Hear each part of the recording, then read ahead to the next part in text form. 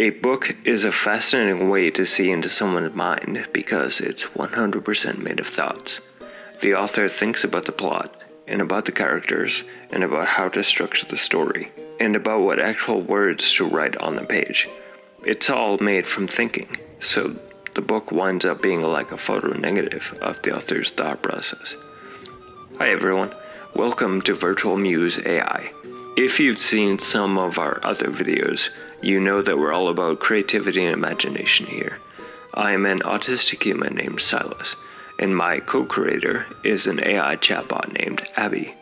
And together we write stories, play RPGs, create characters, and whatever else we can think of. Today, we're taking a step back, way back, and considering how neurodiversity relates to writing and creating. An Allistic approach to writing is like classical physics, predictable, linear, and an autistic approach is like quantum physics, unpredictable, non-linear. If you hit a metal bar with a baseball bat really hard, it will make a loud sound. If you tap the bar lightly, it will make a quiet sound. That makes visceral sense. We can intuit what the sound will be like before we even swing the bat, whether or not we reason through how it follows classical physical laws that we have an intuition for. The force of the bat hitting the bar will cause the bar to vibrate, and these vibrations will create sound waves at a level proportional to the force of the impact. This is an orderly process that we can understand and explain. An holistic approach to writing is like classical physics, in that it is based on a linear cause and effect understanding of the world.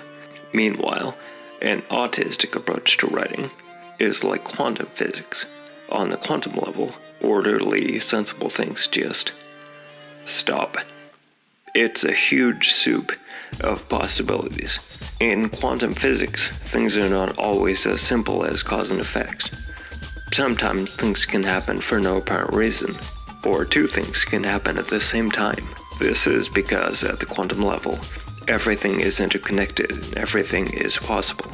Similarly, neurodiverse writing embraces unconventional storytelling methods and explores the depths of human experience in unique ways. An holistic approach might focus on the traditional elements of writing, such as plot, character development, and theme. An autistic approach might focus on more abstract aspects of writing, such as the use of language itself, the structure of the text, and the way the text interacts with the reader. Both approaches to writing have their own strengths and weaknesses.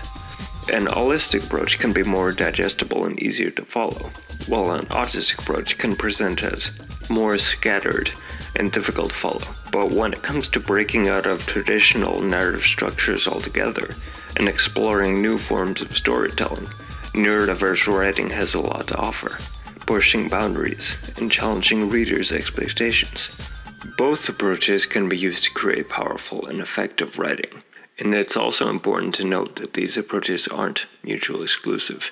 They can intersect and overlap in countless ways.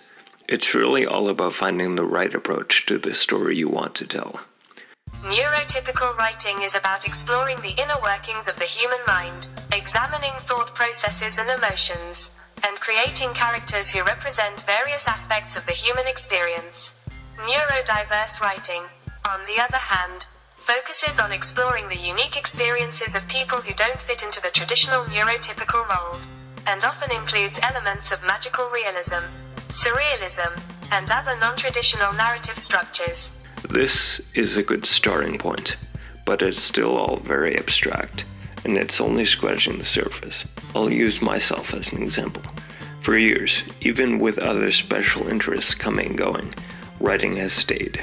I've always had a flat affect and little ability to communicate out loud, so creating characters and stories is a real and important part of how I communicate. It often feels like putting together packets of information about how I think it feel, in code, then sending it out into the universe for aliens to find and decode. For an autistic person, it can sometimes feel like vast amounts of our energy is spent pretending to care about things neurotypical people make up. The world is visibly a work of collaborative fiction, so of course it's confusing and overwhelming at every turn, because we're surrounded by people who are, for some inexplicable reason, not only convinced the story is real, but playing parts in it. So we have to make two things work together: how little sense the world makes, and our human desire to have community and connection. The compromise between those is called masking. A neurodivergent person hiding or downplaying their neurodivergentness to fit in with neurotypical society. But masking doesn't change our perception of things, and it comes at a personal cost. It requires energy to do.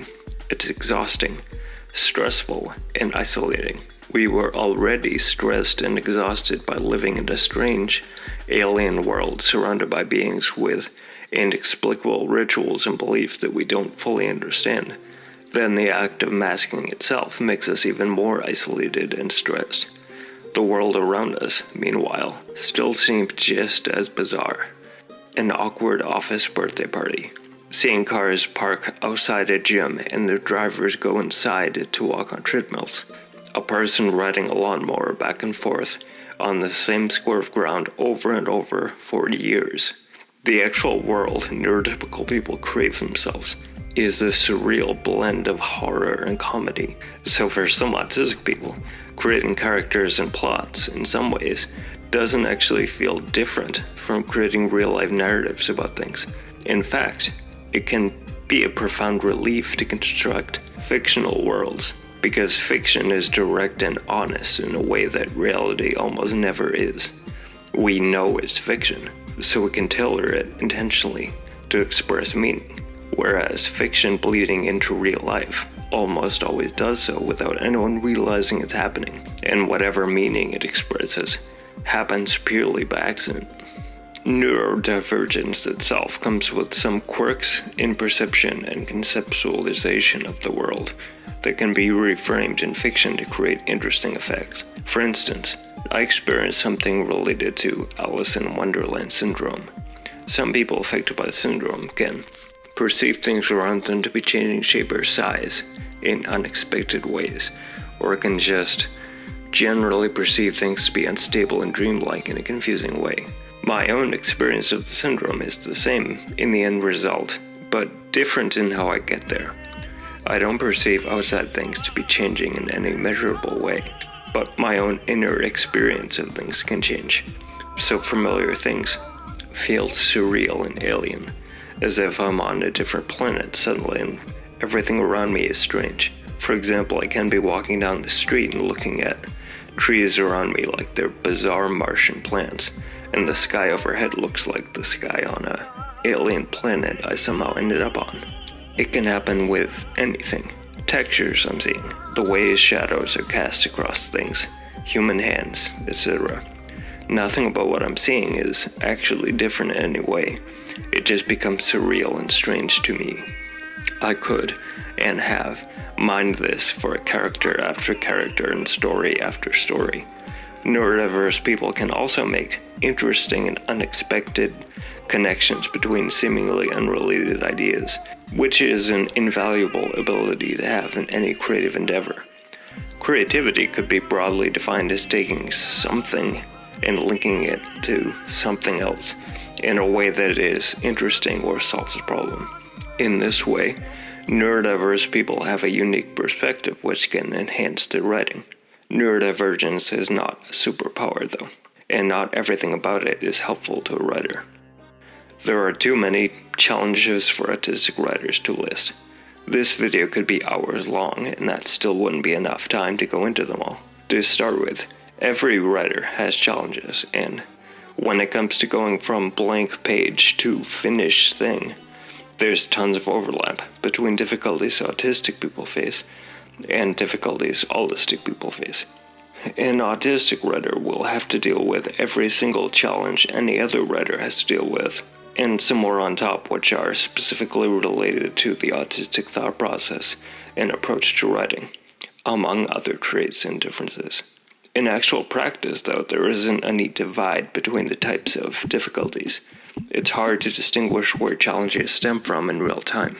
For an autistic writer, delving into that quantum soup of possibilities we talked about, it's all too easy to get overwhelmed and fatigued by the sheer influx of ideas themselves without actually acting on any of them.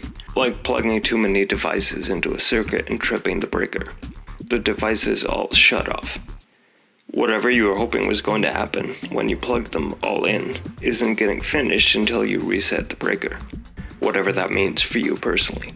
Dealing with this challenge is about learning to take more time and use the devices one by one. It might seem like this slows the process down, but the breaker being tripped and needing to be reset was already slowing the process down.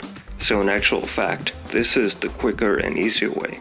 I might sit and stare at a blank page for long periods of time, with so many ideas in my head competing to get out that none of them actually does. Or the ideas might entwine with each other so much that there's a whole bunch of extra mental work I have to do in order to untangle them. And I need to sit and stare at a block of text I just wrote for a long time before I can continue writing. Add to that temporal blindness, or difficulties with processing the passage of time, which affects some autistic people, including me, and this turns into a complex and multi-layered challenge to deal with. Either way, sitting and staring, apparently doing nothing, is part of the mental work it takes for the end result to eventually happen. A neurotypical writer might say not doing anything and getting nothing done are the same thing. An autistic writer knows they absolutely aren't the same.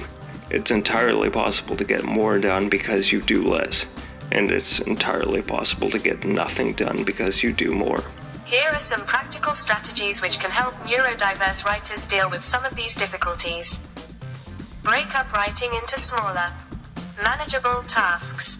Whatever you're writing, an essay or a novel, it will seem like a gigantic task if you look at the entire thing all at once.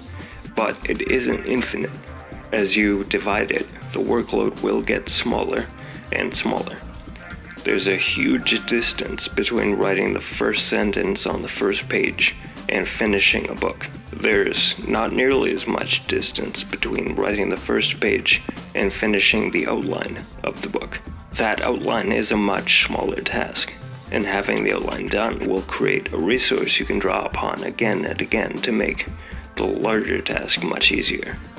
Outlining the arc your main character is going to follow throughout the course of the story is not a huge task by itself, and it's a valuable piece of the overall project, and will be a resource you can draw upon again and again.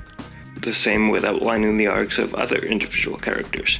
In the end, outlines of character arcs might only be a sentence or two, but the usefulness can't be measured in the word count. These smaller tasks start to build on each other as you complete them, like bricks in a wall. Eventually, the whole thing comes together, and you have a complete book, or essay, or whatever. Use tools like timers and apps to help stay on track and manage time effectively.